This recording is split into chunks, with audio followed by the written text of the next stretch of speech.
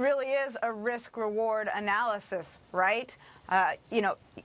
Certainly in an ideal world, Adam, you're right. You sit him this week, then he gets the bye week. You're giving him a longer period in which to heal.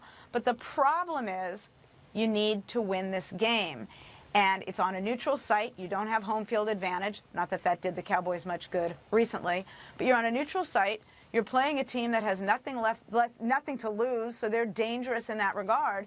And if you lose this game to the Jaguars, you have put a big damper on your division-winning hopes. So you're really weighing the risk of playing Romo sooner than you may want with the reward of winning a game you have to win. Amy, I think that's superb, and I want to get your take, because now you hear it from a media type, from a coach, from an executive. What are the players saying in the locker room?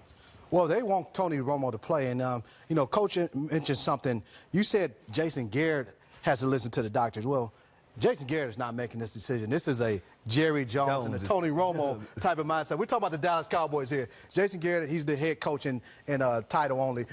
The way I look at it, you're talking about a player, Tony Romo, who's a free agent guy.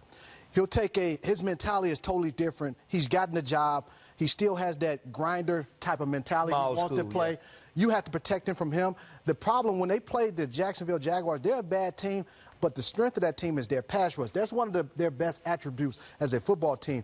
You're going to expose him to hits. He'll be shot up, so he won't feel those hits.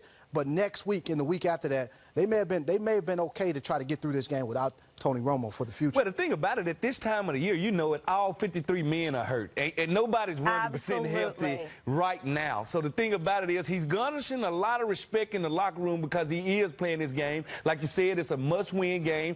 One of the top pass rushers. We can talk about Jacksonville all we want to. Chris Clemens, those guys know how to get out to the passer. So do you want to expose Tony to this? You know, it's a give and a take there. And like you said, this is a Jerry Jones decision here. Bill? Well, so then...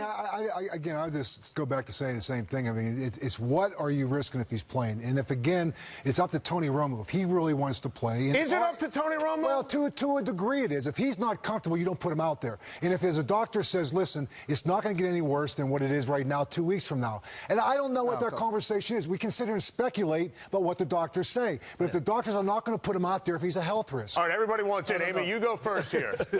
Look, guys... It's both a risk-reward analysis, as we discussed, and it's also a short-term, long-term analysis. But you've got to win this game, and those separate analyses are impacting the decision. But, Fred is right.